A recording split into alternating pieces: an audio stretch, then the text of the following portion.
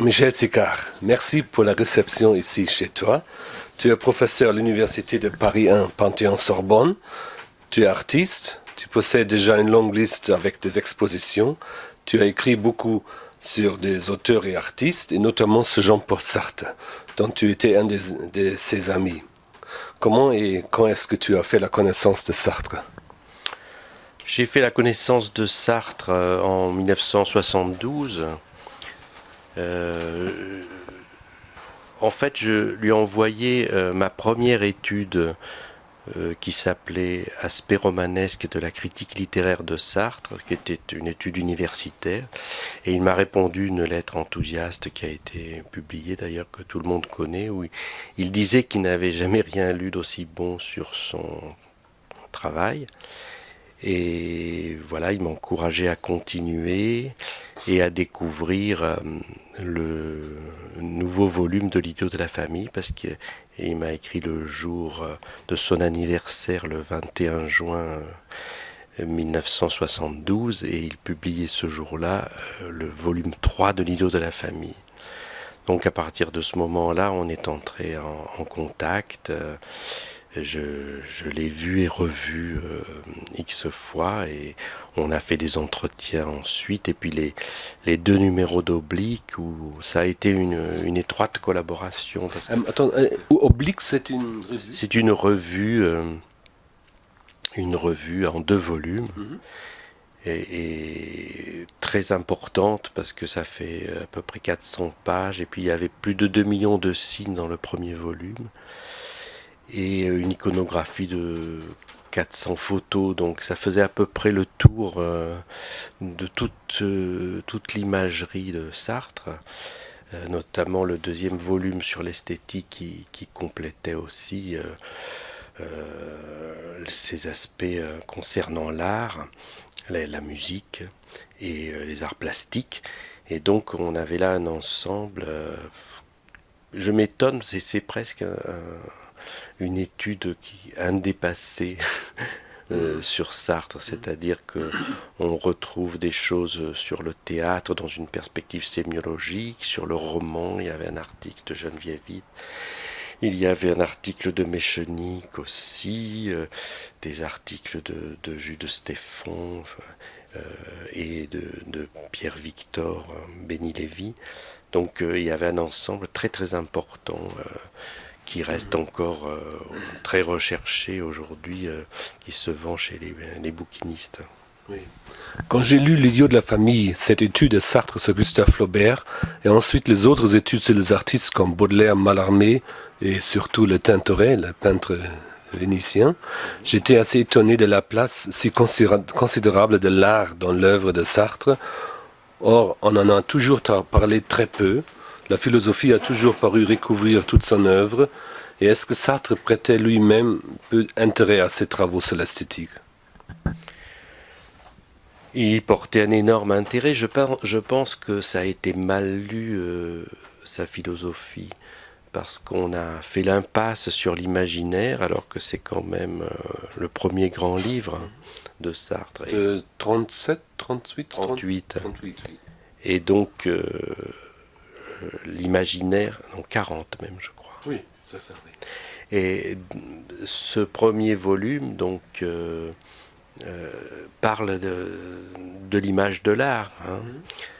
Évidemment, il parle aussi de l'image d'un point de vue psychologique, mais l'image, le signe, le tracé, la reconnaissance, la photographie, etc. Tout ça sont au cœur de son premier système, au fond, qui est qu'est-ce qu'une image, qu'est-ce qu'une émotion, lorsque nous entrons en contact avec la réalité. Et donc cet aspect esthétique est tout à fait à l'origine de sa pensée. Et on comprend très bien pourquoi, parce qu'en même temps, c'est un écrivain qui écrit des romans, et qui écrit des nouvelles, et puis du théâtre. Et donc là, les aspects esthétiques sont évidents. Par exemple, dans La Nausée, hein, c'est un roman, mais où la question de l'œuvre d'art est quand même tout à fait posé. Le personnage de Roquentin, c'est une sorte de Swann, un peu modernisé, qui se pose la question aussi de qu'est-ce qui va rester. Et finalement, il jette son dévolu sur un air de musique qui n'est pas sans faire penser à la sonate de Vinteuil.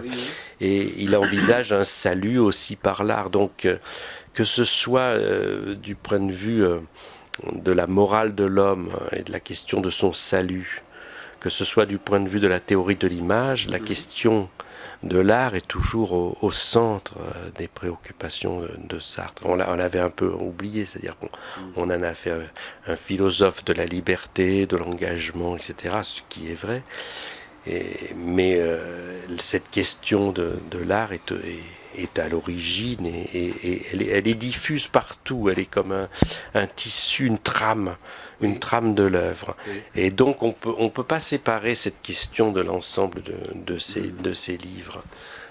Après ma première lecture de Lettres d'Aignan, j'étais un peu perdu après cette première lecture. Mais lorsque j'ai lu l'imaginaire, et quand je trouvais que dans la troisième partie de ce livre, avec ces notions sur l'art et la liberté, conduit justement à Lettres d'Aignan, ça m'a beaucoup fasciné. La question, j'ai écrit un mémoire quand j'étais étudiant sur l'imaginaire et la liberté. Et au fond, la question de l'imaginaire-image et la question de la liberté, le libre engagement, sont une seule et même chose. C'est-à-dire que le projet, c'est au fond comment suis-je un être qui contient de l'imaginaire. Non. S'il n'y a pas d'imaginaire, il n'y a que de l'en-soi.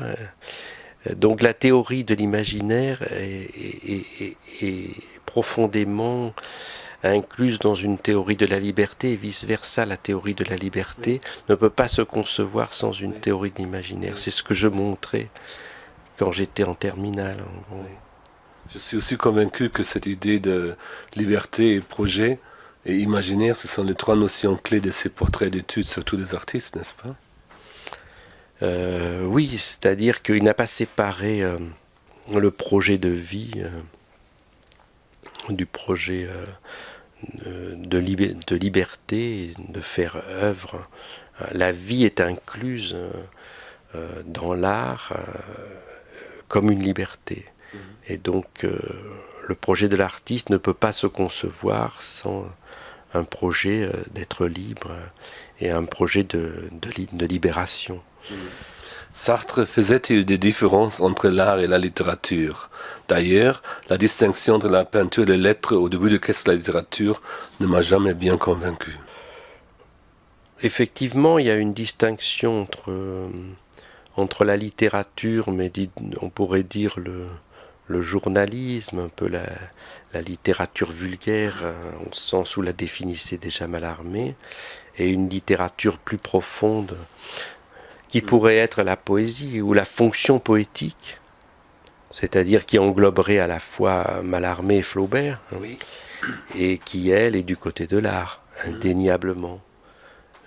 Donc ça, c'est une distinction, je crois, tout à fait fondamentale et qui relève aussi du caractère sémiologique ou pré-sémiologique de Sartre.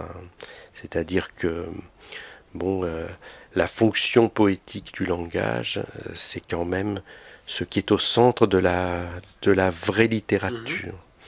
Et ce que lui appelle littérature,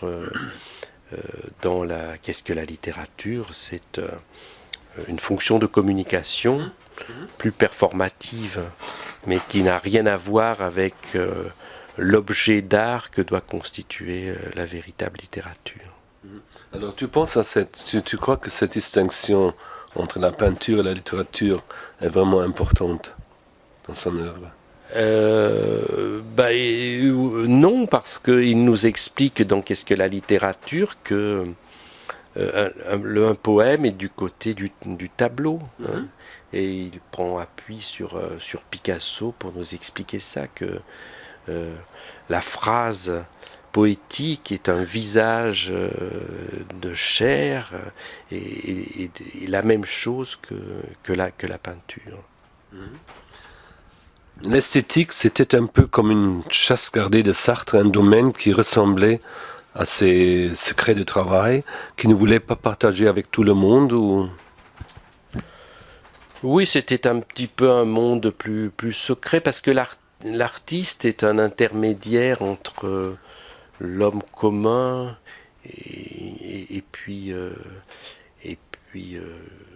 la question du sublime dans l'art.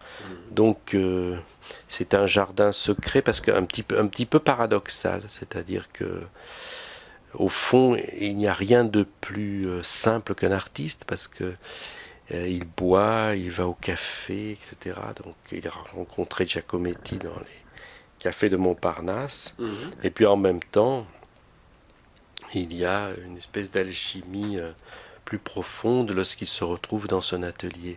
Et ça, c'est difficile à faire comprendre parce que les intellectuels imaginaient plutôt un monde pyramidal avec des chefs, enfin comme c'est dans le théâtre de Sartre.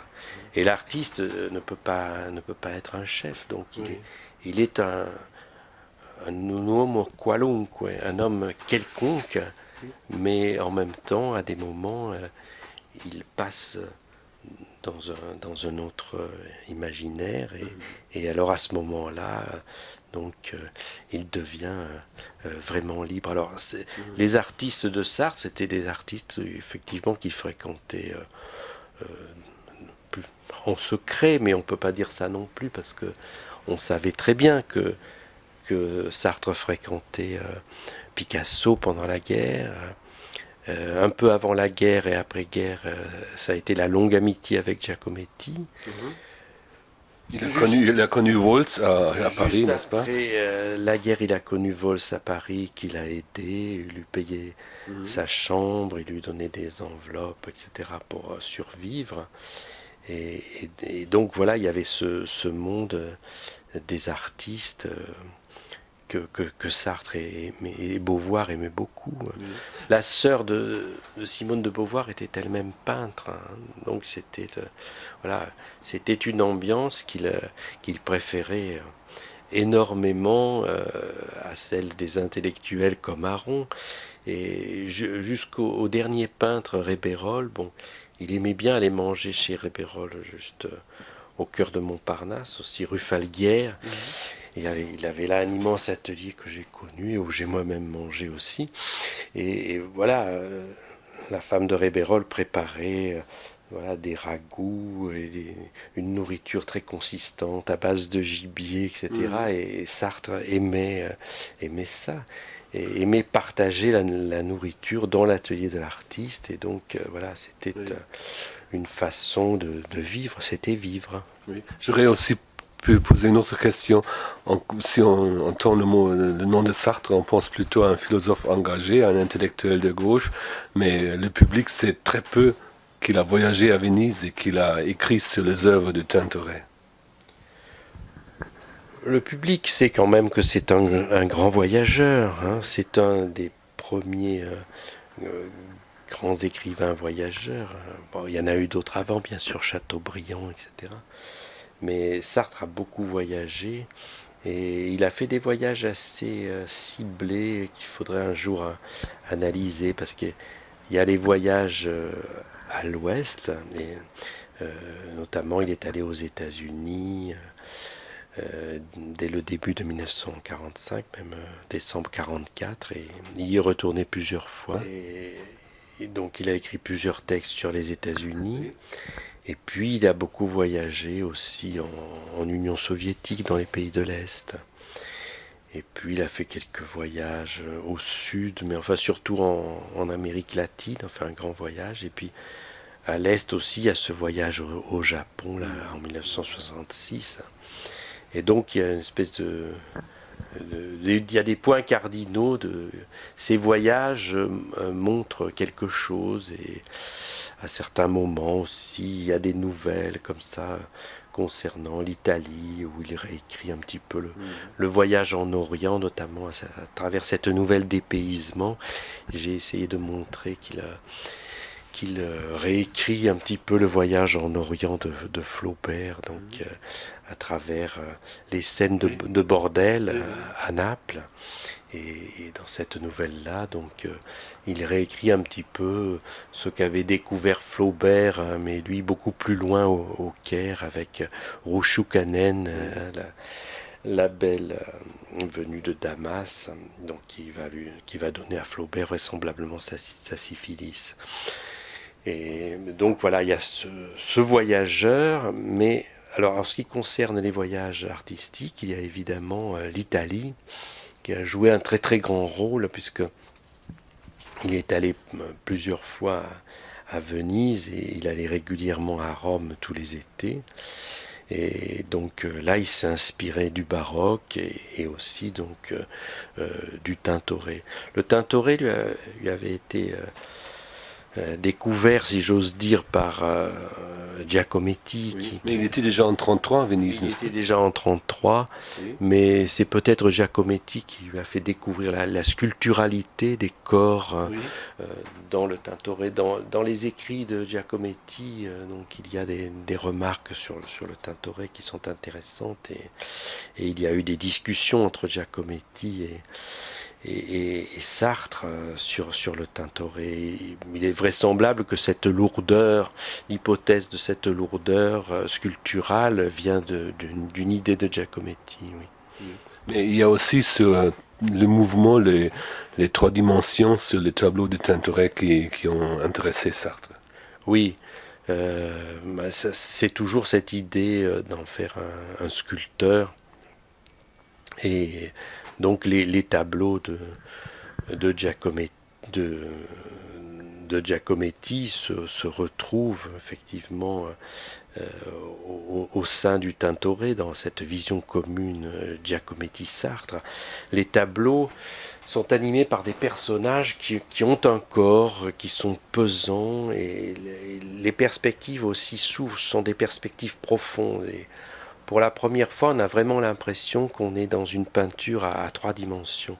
Parce que ça existait avant, notamment à travers la question de la perspective, parce que la perspective c'est une technique pour mesurer l'espace dans sa profondeur, mais simplement pour mesurer, parce que très souvent il y a du carrelage, des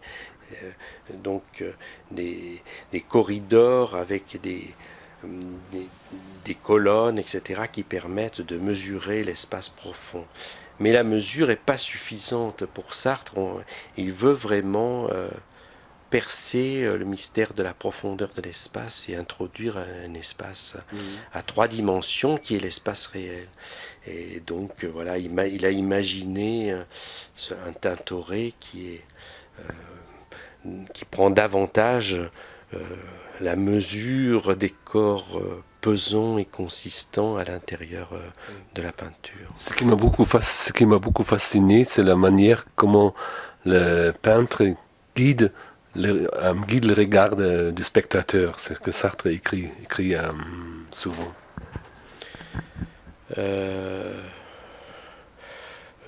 Chez Sartre ou chez... Sartre écrit sur ses tableaux comment le Tintoret guide le regard du spectateur. Oui, alors ça c'est...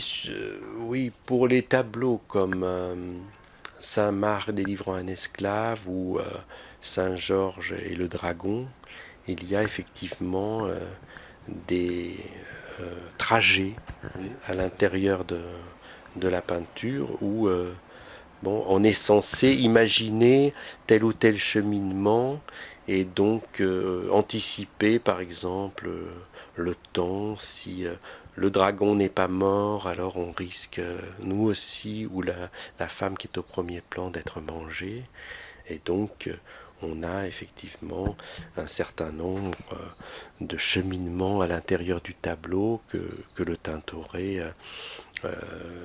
nous fait savoir par des plans différents et par des endroits différents du tableau. Notamment c'est très net pour Saint-Georges et le dragon où il y a une division entre le haut et le bas, Et puis ces passages obliques entre les trois personnages. Il a rajouté un personnage qui n'existe pas en général dans les tableaux de Saint-Georges et le Dragon, et où il y a simplement un face-à-face entre l'homme et la bête. Là, il y a une tierce personne qui est la femme, et à travers cette triangulation, on a évidemment une marche possible et une effectuation aussi de possibilités de situation. Donc la situation, au sens sartrien du terme, se met en scène à travers ces différents éléments du tableau.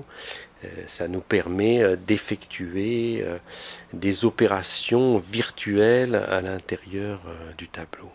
Donc ça, c'est évidemment très, très intéressant, et Sartre a fait un décryptage tout à fait extraordinaire. C'est-à-dire, il veut réintroduire le passage de l'homme à l'intérieur du tableau, alors que dans les autres interprétations, par exemple l'interprétation de Lukács ou de Vuillemin, à propos du Tintoret, on a plutôt une interprétation symbolique des éléments à l'intérieur du tableau.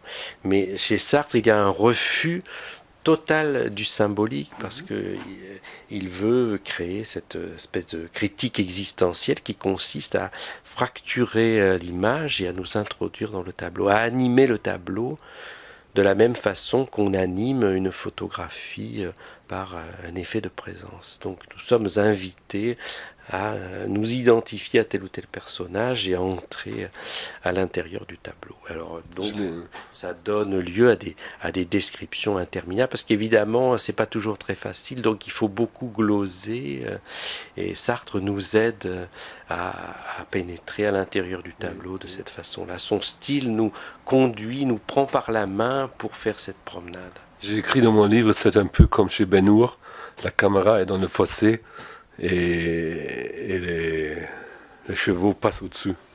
C'est un peu ça. Nous avons parlé de la liberté, mais on peut certainement encore utiliser d'autres notions pour résumer l'esthétique de Sartre. Eh bien, oui, la liberté, c'est une notion assez vague. Effectivement, ça peut vouloir dire aussi ce que j'évoquais là tout à l'heure, les effets de jeu et de virtualité. Donc ça fait partie d'une espèce de liberté. Mais sinon, il y a, je crois, de plus en plus dans l'esthétique de Sartre, un sentiment de la matière. Alors là, c'est à relier à quelque chose qui est plus contemporain. Lorsqu'il écrit après la guerre, il y a effectivement la fin du surréalisme dans les esprits, et donc des dimensions symboliques, parce que dans le surréalisme, il y avait toujours, comme chez Magritte, des objets symboliques à interpréter, et il s'intéresse davantage à la matière, au point que j'ai pu parler d'une sorte de matériologie, ou parfois de matériisme, à l'intérieur de ces conceptions. Et c'est vrai qu'il fait référence, par exemple, dans l'essai sur Vols, à Dubuffet, au corps de dame de Dubuffet, qui est une peinture particulièrement matérialiste, où on entre dans la pâte par des trajets. De la même façon, chez Masson, il y a il parle surtout des mythes maçon, dans le oui, mais il parle de maçon qui prend congé du mythe. C'est ça surtout le centre de son essai. Il a fait ses dessins automatiques pour prendre congé de toute mythologie. Et à la fin de l'essai, il y a un avènement de la matière, c'est-à-dire que la matière entre en effervescence en même temps que le thème qui est évoqué, c'est l'envol du faisan, et donc c'est cette espèce de matière un petit peu spontanée, un peu pollokienne, sur la toile, qui est déjà un petit peu le début de l'abstraction des années 60, qui constitue l'enjeu de ce tableau. Donc voilà, on a l'idée d'une sorte d'installation de la matière à l'intérieur de l'art. Et donc voilà, il a très très bien thématisé ce thème de la matérialité qu'il va suivre jusqu'à Rébérol, son dernier artiste sur lequel il a publié, et qui est un peintre là aussi particulièrement matérialiste. Donc dans la série des Guerrieros, il y a du sable, il y a de la poussière, il y a de la terre qui est projetée sur le tableau, il y a du sang et les plumes. Et donc là, on a des tableaux particulièrement matérialistes pendant toute cette période, ainsi que la période des nus là, qui s'appelle Nature morte et pouvoir. Donc on a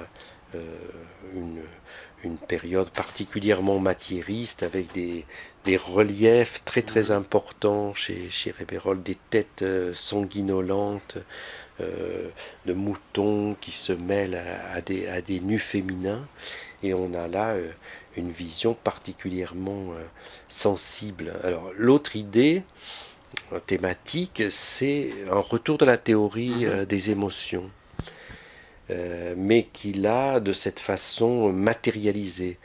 Au début de la théorie des émotions, l'émotion est une sorte de tour de magie par lequel donc le moi est perturbé, entre en transe ou en évanouissement, et à cause de la vue qu'on a d'un élément indiciel qui provoque cette émotion.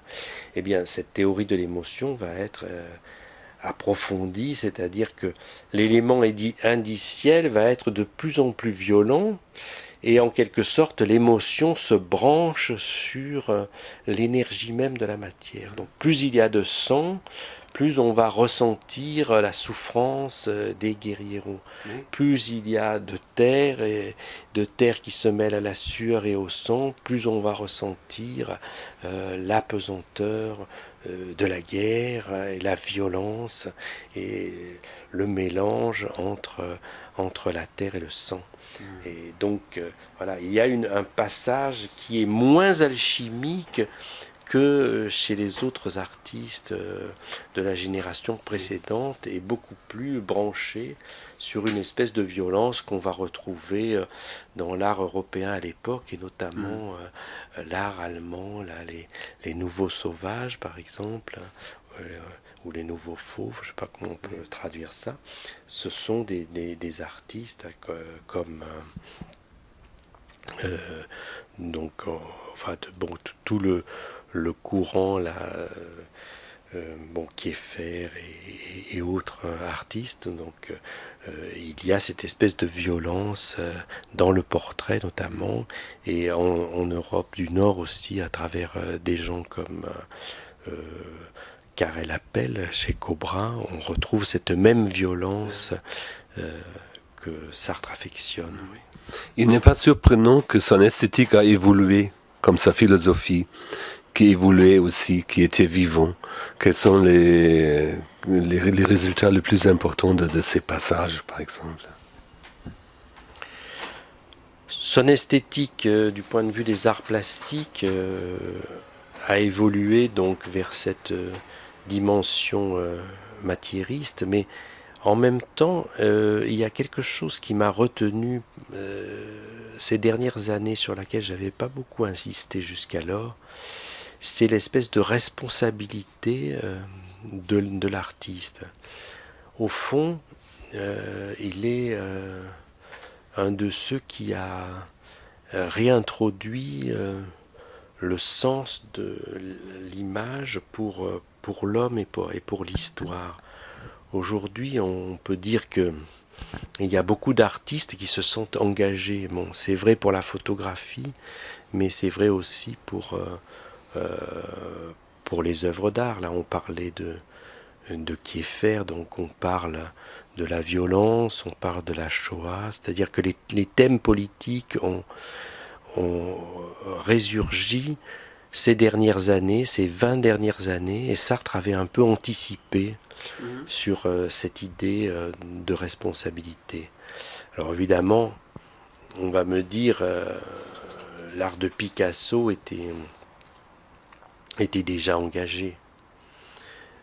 L'art de Picasso, de Guernica. Mais lorsqu'on fait entrer davantage de matérialité, lorsqu'on met en sourdine le symbolisme, on arrive à une représentation beaucoup plus puissante, beaucoup plus forte, et qui relève uniquement du support, du subjectile, de la peinture qui est mise dessus, davantage que du sens.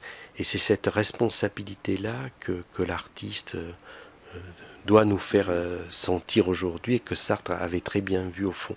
Cet effort pour rendre le corps à l'art. Oui, d'accord, oui. Et donc, du coup, on se trouve sur le plan politique très facilement. Et bon, la Poujade, vers la fin de sa vie, a peint des foules, alors que du temps de Sartre, il peignait la torture. Mais c'est un élément tout à fait important dans l'art que de faire sentir la responsabilité de l'artiste de cette façon-là. Si on énumère les artistes dont il a analysé les œuvres, on peut acquérir l'impression que la nouveauté l'a impressionné, mais j'imagine que c'était encore beaucoup plus. Oui, il a voulu des artistes nouveaux, notamment Giacometti, qui n'était pas très très connu à l'époque. Donc, il s'est intéressé qu'à des artistes qui marquaient un tournant et qui marquaient quelque chose d'autre. Vols, c'est aussi le créateur du tachisme, de l'abstraction lyrique, etc., de l'art informel en France. Et donc, voilà. Et il aime bien les artistes qui sont à l'avant-garde, qui sont au moment d'un tournant. Et puis, ou alors les artistes qui sont en train de se convertir, comme Giacometti et Masson. Ce sont deux surréalistes dissidents qui voilà, entrent vers un art autre. Oui. Et aussi Flaubert qui a écrit le roman moderne.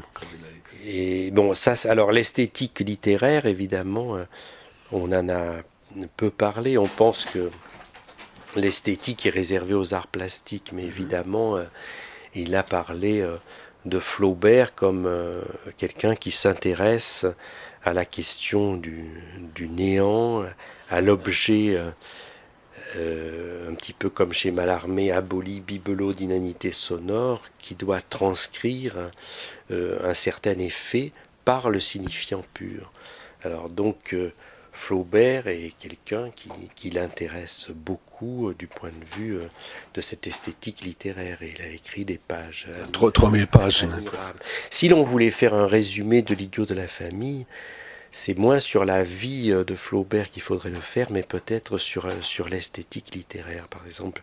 Parce qu'il y a un chapitre, notamment Scripta Manente, qui est tout à fait intéressant, parce qu'il rattache donc Flaubert à Mallarmé, et il va nous faire découvrir ce qu'est le style vraiment pour Flaubert, c'est-à-dire une façon de créer un analogone tout à fait particulier, qui est âpre, qui est plein de sonorités verbales ou visuelles, qui va transcrire au fond ce qui est derrière le texte, c'est-à-dire le corps qui est caché sous le texte. Et donc on a là un Flaubert qui est tout à fait intéressant et dont Sartre avait pris vraiment la mesure. Au fond, la question de l'écriture chez Flaubert est une question qu'il a très, très, très bien vue. Il y a les romans de Flaubert avec les intrigues, les personnages, etc. Bon, tout ça, ça peut être intéressant, mais la question du style qui est sous l'intrigue est encore beaucoup plus intéressante. Et là, on a une part esthétique tout à fait essentielle que Sartre va nous faire découvrir petit à petit et qui aurait dû être l'objet du 4e volume du Flaubert. Mais enfin, bon, il y a des choses quand même que l'on peut pressentir sur ce qu'aurait pu être ce quatrième volume, et comment donc il y a une façon de suspendre le temps par des fréquentatifs, comment il y a une espèce de pesanteur là aussi de l'écriture qui nous fait ressortir quelque chose par le style qui est assez intemporel, matériel mais intemporalisé. Oui. Je pense toujours que l'idole de la famille, cette grande étude sur Flaubert, est beaucoup moins une biographie. D'ailleurs, la première phrase de l'introduction est aussi ce livre est la suite des questions de méthode, cette étude de 56. Alors c'est aussi une sorte de phénoménologie pratique de l'imaginaire, je trouve. Et Flaubert, un peu malade, après 44, lutte contre lui-même. Il est comparé à ses amis, et à son frère, à sa sœur, et Sartre cherche à comprendre comment ils réussissent à la même époque que Flaubert. C'est tout un univers qu'il montre ici. Alors, bon, il y a une biographie quand même, hein, donc qui est évidemment construite. Alors, bon, on peut dire que c'est une biographie classique, mais ça serait faux. Parce que je pense qu'il y a des éléments méthodologiques que j'avais pointés justement dans mon travail de thèse avec Roland Barthes, qui sont des éléments sémiologiques. Je pense que la façon de présenter les choses au début, ça n'est pas pour raconter simplement la vie de Flaubert sur le plan événementiel. Il y a une mise en place par des éléments structurels. Par exemple, il y a un chapitre sur le père, puis sur la mère, et puis sur le frère, et puis sur les amitiés littéraires, notamment Bouillet, c'est surtout Alfred Le Poitevin. Oui, il y a un chapitre sur le Poitevin, et qui est un aîné littéraire qui va être une sorte de modèle à détruire en même temps pour Flaubert. Et puis il y a effectivement les amis, là, les deux à qui il va lire la première version de la Tentation de Saint-Antoine. Et voilà, donc il y a la mise en place comme ça d'éléments qui sont des séries parentales ou amicales, comme ça, qui sont tout à fait importantes et qui sont structurales en quelque sorte. Et de la même façon, la façon dont il va montrer que l'écriture de Flaubert se constitue est faite sur l'idée de péché. J'ai essayé de montrer ça dans mon premier livre, dans la critique littéraire de Jean-Paul Sartre. Et ça, ce sont des taxinomies qui viennent d'une conception pré-sémiologique qui me paraît tout à fait intéressante. Donc il y a comme ça donc une lecture de Flaubert qui fait intervenir énormément d'éléments comme ça structurés. Alors quand il prend des thèmes ensuite, il plonge dans la correspondance et il égrène de façon systématique toutes les occurrences du même thème. Et donc il y a là une méthodologie tout à fait particulière et qui est extrêmement rigoureuse et qui est déjà structurale à mon sens. Enfin, c'est comme ça que je l'ai lu, et Roland Barthes semblait d'accord avec ce que j'ai pu lire de Sartre de cette façon-là. Donc voilà, moi j'ai été très influencé par Barthes à une certaine époque. Lorsque j'étais inscrit en thèse avec lui, donc j'avais lu le système de la mode, les mythologies, etc. Mais il y a des éléments de concordance sur ce plan-là entre Sartre et Barthes, et c'est pour ça que Barthes, vers la fin de sa vie, a reconnu sa filiation. Une partie de la sémiologie de Barthes plonge ses racines directement chez Sartre. Non seulement le Sartre de l'imaginaire, mais le Sartre du Saint-Genès, par exemple. Pour le Saint-Genès, un comédien et martyr de 52, c'est le titre de son étude sur Jean Genet. Pensait-il que les artistes souffrent aussi un peu ? Oui, évidemment, il y a chez Genet une idée là aussi sacrificielle, mais ça fait partie d'une conception esthétique presque classique, c'est-à-dire que au fond, l'artiste doit se détruire pour donner le meilleur de lui-même dans l'œuvre. Donc il y a une espèce de transmutation alchimique, et donc la matière du corps doit disparaître pour passer dans les écrits, dont l'idée de la déchéance de l'artiste au profit de l'œuvre. C'est une idée presque romantique. Oui. Il y a ça un peu chez Flaubert aussi. Oui. Donc il y a chez Sartre aussi une théorie du mal, de la laideur aussi. Et dans Qu'est-ce littérature, il parle de la négativité et de la reconstruction une fois. S'agit-il après tout d'un mouvement libérateur? Oui, le mal est une théorie sartrienne, mais qui vient en fait de Bataille. Alors ça serait... Georges Bataille. Georges Bataille. Oui. Ça serait une étude à faire. Il y a eu des colloques sur Sartre et Bataille. Et évidemment, un ouvrage comme le Saint-Genet a été reconnu par Bataille. Et donc, il y a effectivement, à travers des thèmes comme le mal et la laideur, une façon de transgresser ce qui peut être le bien, et donc d'aboutir à quelque chose qui subsume le lait et qui le transforme en des joyaux esthétiques. Bon, c'est très vrai pour l'écriture de Genet, c'est très vrai pour Flaubert aussi, dans certains de ses thèmes.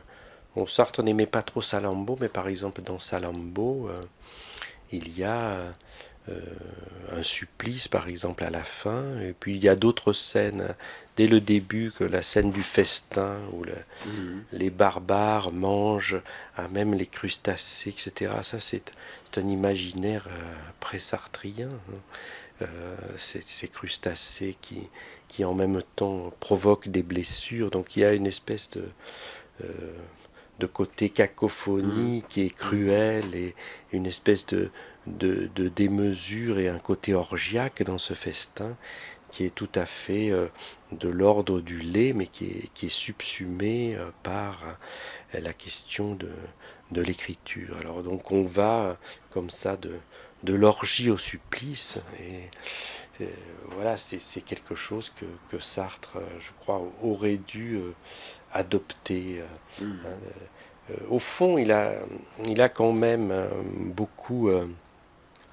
il s'est beaucoup opposé à Flaubert, mais au fond, il y a des thèmes qui ressemblent énormément. Là, dans les conceptions de l'écriture, il y a quand même un côté flaubertien chez Sartre. Et, quoi qu'il ait essayé de faire une sorte de débat frontal entre Flaubert et lui, je pense qu'il y a quand même beaucoup de connivence sur la question de l'écriture, et puis il y a des thèmes communs. Oui, j'évoquais la nourriture par exemple. Voilà, il a puisé beaucoup dans Flaubert pour sa propre écriture.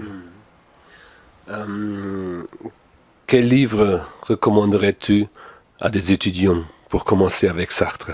Je sais que L'Idylle de la famille, évidemment, avec ses 3000 pages, peut faire un peu peur, mais il y a d'autres livres qu'on devrait relire ou lire. Je pense qu'on devrait lire Situation 1 et Situation 4, parce que là, il y a des textes formidables, par exemple le texte sur Ponge, et puis quand même en Italie, j'ai fait un texte qui s'appelle Pensare l'arte, et qui reprend Penser l'art, un des entretiens que j'avais eu avec Sartre. Et oui, pour penser l'art, c'est une interview qui est dans Oblique, n'est-ce pas? C'est dans Oblique. Mais j'ai donné le même titre pour reprendre cet entretien, plus tous les essais de Sartre sur l'art. Donc Calder, les 2 essais sur Giacometti, Vols, La Poujade, Réberol, voilà, j'espère et Masson. Et voilà, ça fait un petit recueil, mais on peut on peut les retrouver très facilement en lisant notamment Situation 4, où la plupart de ces textes se trouvent, et Situation 9. Avec le sous-titre portrait, n'est-ce pas? Et C'est 4. je pense que ce sont les meilleurs textes que Sartre ait jamais produits, ces textes sur l'art. Bien sûr, j'ai beaucoup d'admiration pour L'être et le néant et critique de la raison dialectique, mais voilà, comme premier accès, je pense qu'on a là quelque chose qui est profondément moderne. C'est un Sartre, c'est moderne et contemporain. On évoquait la question du contemporain lors du conseil d'administration des études sartriennes il y a quelques jours. Mais je pense que en puisant dans l'art, il a produit ce qu'il peut y avoir de plus contemporain dans la pensée de la liberté. Ce sera un des sujets du colloque prochain, du colloque de l'année prochaine, cette idée avec Sartre et les contemporains. Qu'est-ce que c'est exactement en fait? Évidemment, le contemporain, ça a plusieurs sens. Il y en a qui ont voulu montrer que Sartre agissait en relation avec l'actualité, avec l'événement. Mais moi, je donne un sens plus nietzschéen. C'est-à-dire que dans le contemporain, si on est contemporain de quelque chose, c'est que quelque chose en nous peut apparaître parfois du passé. Et bon, Nietzsche a beaucoup parlé du contemporain dans les considérations inactuelles. Et un des meilleurs éléments pour parler du contemporain, c'est la mode.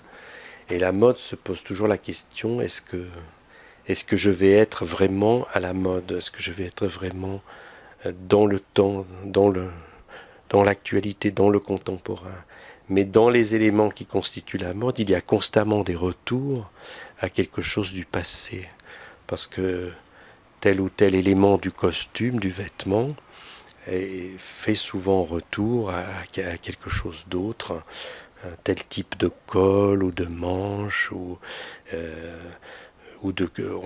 peut s'appuyer sur une culture aussi différente. Donc la question du contemporain est liée à une question de l'ouverture vers le passé et de la capacité à intégrer le passé et à intégrer les autres cultures.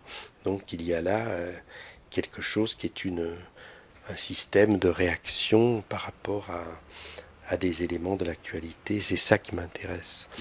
Donc Sartre est contemporain parce que c'est un philosophe du XXe siècle et du XIXe siècle, mais qui en même temps nous oblige à penser l'actualité, à penser ce qui se passe devant nous. Et par exemple, on voit bien comment, avec les révolutions là, en ce moment dans le monde arabe, on peut les éclairer à l'aune de critiques de la raison dialectique. Il y a des groupes en fusion, il y a des sérialités qui se liquident, pour parler le langage de Sartre. Il y a des liquidations de sérialités anciennes pour instaurer de nouvelles sérialités. Et ce sont les groupes, ce sont les serments que les gens se font entre eux, tout d'un coup, les affinités qui se révèlent après tant d'années de silence et de collaboration, qui introduisent alors d'autres séries sur le devant de la scène historique. Donc il y a une réelle actualité pour le moment de la pensée de Sartre, et en cela il est notre contemporain. Oui. Alors, merci bien pour l'entretien. À bientôt. À bientôt.